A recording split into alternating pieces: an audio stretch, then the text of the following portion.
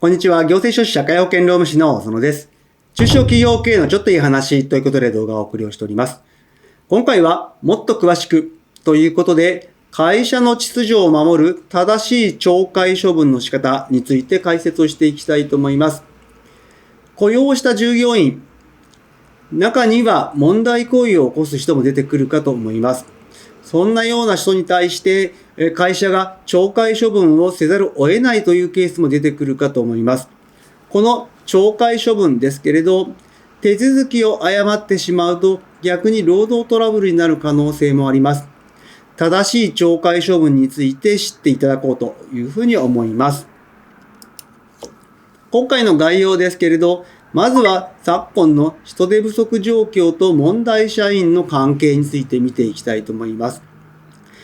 人手不足の中でですね、最近多いのが問題社員が増えてきている。それに伴って懲戒処分をせざるを得ないという会社が増えてきているというふうに思います。そしてその懲戒処分ですけれど、懲戒処分とはどういったものなのか。懲戒処分にはいくつか種類があります。懲戒処分の種類について、そして懲戒処分をするときの注意点、ポイントについて、また懲戒処分においては、その従業員の行為に適切な処分を行うことが必要ですけれど、人によって行為の内容が違うケースが普通かと思います。では、どのような行為に対してどのような懲戒処分を当てはめたらいいかという処分の判断、非常に迷うかと思います。今回はですね、一般的な事例を取り上げまして、こういった内容にはこういった懲戒処分を適用することが多いといった状況で、処分の判断の一般事例をご紹介をして、最後に注意点とまとめという形になります。まずは人手不足と問題社員についてということで、最近は人手不足がどんどん加速をしている。今後ですね、改善する見込みはなく、さらに深刻化することしか予測されていないという状況。そんな中で、非正社員につきましては 29.9%、約3割。そして正社員については 52.6% の企業が不足をしているというふうに言っている。そんな中でやっと採用した正社員、非正社員について採用した社員なのにやる気がなかったり、協調性がなかったり、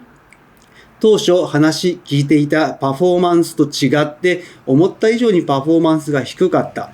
またハラスメント傾向があった。なかなかきちんと定時に出勤してこない、遅刻が多い、そういった従業員も多くなってきているというふうに感じています。そういった問題のある社員に対して会社としてどのような対応をするか、安易に退職勧奨、解雇をしてしまうといったケースは非常に危険です。対応を間違ってしまうと残業代請求ですとか不当解雇で訴訟等の可能性がありますので、正しい懲戒処分を行ってほしいと思います。では、懲戒処分とはどういったものを言うのかですけれど、従業員が就業規則に違反をして会社の秩序を乱すような行為をした場合、その制裁として課す処分が懲戒処分という形になります。この懲戒処分の目的は、このような従業員が会社の秩序を乱すような行為をした場合、その従業員自分自身に不利益があることを認識させるため、またその後の問題行動を抑制するため、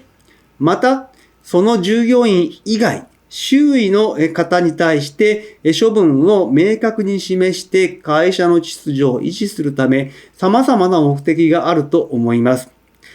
大事なことは、問題行動が発生していた場合に見過ごさないで、問題行動に応じた適切な懲戒処分を課すことが重要だというふうに考えています。では、会社の秩序を乱すような行為をして懲戒処分を行っていく場合、懲戒処分ってどのようなものがあるのかということですけれど、この懲戒処分、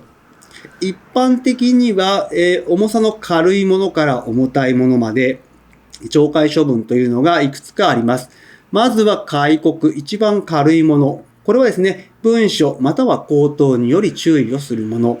検責、文書または口頭によって注意をして始末書を提出する。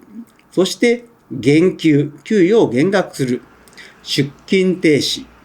一定期間、出勤、就労を禁止して、当該期間は無給とすること。また、降格、職位をより下位のものに下げていく。そして、諭旨解雇、退職届の提出を勧告をして、提出しない場合は懲戒解雇。そして、一番重いものが懲戒解雇ということで、従業員を解雇するというものになっております。このいずれかが一般的ではありますけれど、従業員の行為に応じて懲戒処分を課していくという形になってきていますが、では、その懲戒処分を課すときの注意点について見ていきたいと思います。懲戒処分をするときの注意点、大きく2つあります。まずは就業規則です。そしてその次が手続きについて。一つ目の就業規則について見ていきますけれど、懲戒処分は従業員に不利益を与えるものになりますので、就業規則に懲戒処分の内容、この内容というのは懲戒の種類ですとか、どのような行為が懲戒処分に該当するのかという懲戒の事由についての記載が不可欠という形になっております。では、この就業規則に懲戒の種類の記載があって、懲戒の事由が書いてあれば、どのような内容でも懲戒処分できるのかというと、そうではない。懲戒事由に該当しない場合はですね、合理的な理由を書くとして無効になりますけれど、その他としてもですね、書いてあったとしても、社会通念上相当であると認められない場合には、権利乱用として懲戒処分が無効になる可能性があります。懲戒処分の有効性に関しまして、それを否定するものとして2つ、大事なものが挙げられております。客観的に合理的な理由を書く場合、そして社会通念上相当であると認められない場合は、どのような内容であっても、懲戒処分が無効となる可能性がありますので注意が必要です。そして2つ目として手続きの遵守ということで、就業規則に手続きが書いてあって、それに沿っていない場合は、懲戒処分は無効となる可能性が高い。また、手順の記載がない場合は、どのような処分を、どのような手続きで行ってもいいかというと、そうではない。場合によっては無効になる可能性があります。手順の記載がない場合はですね、最低限でも弁明の機会は設けてほしいと思います。また、懲戒処分の手続きにおいて、一般的に設けられるのは弁明の機会の付与、そして懲戒委員会の設置、議論といった形になりますので、この2つはですね、設けておいてほしいと思います。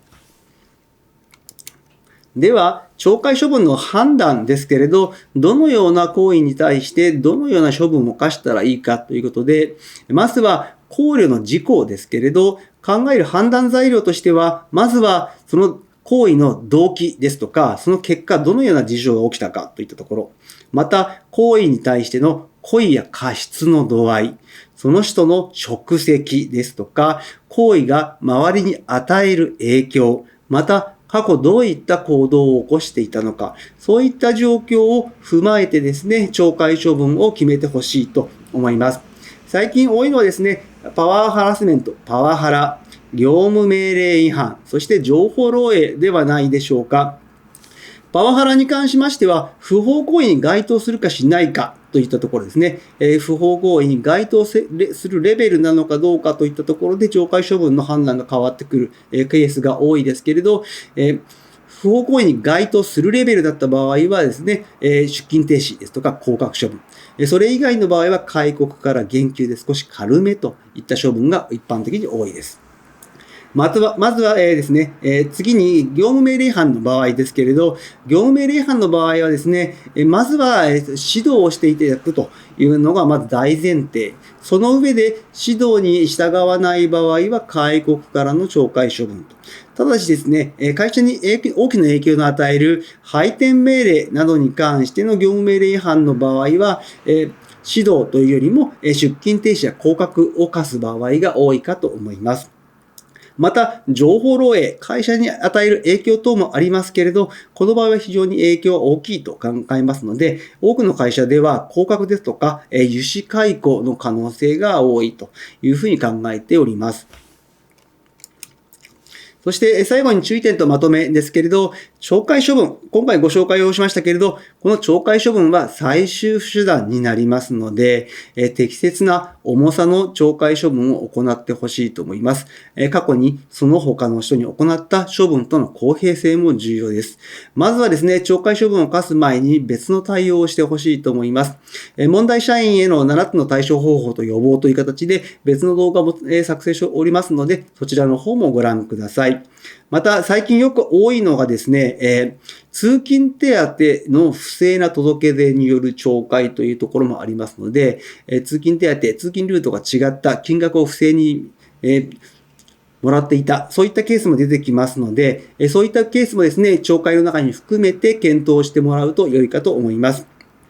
この懲戒処分ですけれど、懲戒処分が仮に無効になった場合は、その課した懲戒処分も当然無効になります。したがって、その結果ですね、給与の支払いというのも出てくる可能性があります。また逆に、会社から従業員に金銭の支払いを命じられる可能性もありますので、よく注意をして懲戒処分を行ってほしいと思います。今日の内容が明日からの経営にちょっとだけ役に立つことを願っております。ご視聴ありがとうございました。それではまた次回。